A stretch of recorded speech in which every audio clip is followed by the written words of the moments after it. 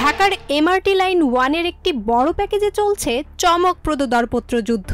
অভিযোগ, শুধু জাপানি ঠিকাদারকে সুবিধা দিতে চীনা কোম্পানিকে অযোগ্য করার গোপন খেলা চলছে। সংবাদ মাধ্যমে এমনই তথ্য উঠে এসেছে। প্যাকেজে যেখানে উড়ালপথ স্টেশন আর 172 মিটার স্টিল ব্রিজ তৈরির কাজ, এখানে অংশ নিয়েছে জাপান, চীন আর কোরিয়া মিশ্রিত 3 ঠিকাদার। কিন্তু অভিযোগ উঠেছে আর্থিক প্রস্তাব খোলার আগেই চীনা প্রতিষ্ঠানকে টেকনিক্যালি ছেটে ফেলার চেষ্টা চলছে। কিন্তু কেন? সংবাদ মাধ্যম সূত্র বলছে যাতে প্রতিযোগিতা কমে গিয়ে দরপত্র সীমাবদ্ধ হয় কেবল জাপানি 2 প্রতিষ্ঠানে, আর তখন দাম যাবে আকাশ ছোঁয়া।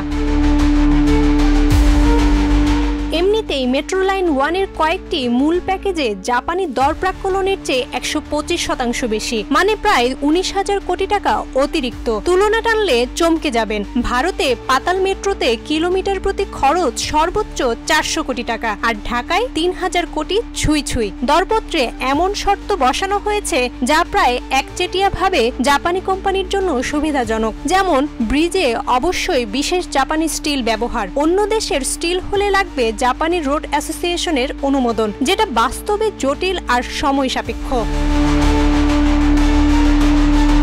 সংবাদ মাধ্যমকে চীনা কোম্পানি বলছে তারা জাপানি সরবরাহকারীর সনদ জমা দিয়েছে, কিন্তু মাঝপথে নতুন শর্ত চাপিয়ে দেয়া হচ্ছে। ডিএমটিসিএল বলছে অভিযোগ তদন্ত হবে, কারো প্রতি অবিচার করা হবে না। তবে নির্মাণ খাতের বিশেষজ্ঞরা মনে করছেন প্রতিযোগিতা সীমিত হলে ব্যয় বেড়ে যাওয়া অবশ্যম্ভাবী, আর এই প্রকল্পের বিশাল ঋণ শোধ করবে শেষ পর্যন্ত জনগণই। জান্নাতুল মাওয়া, প্রজন্ম 24।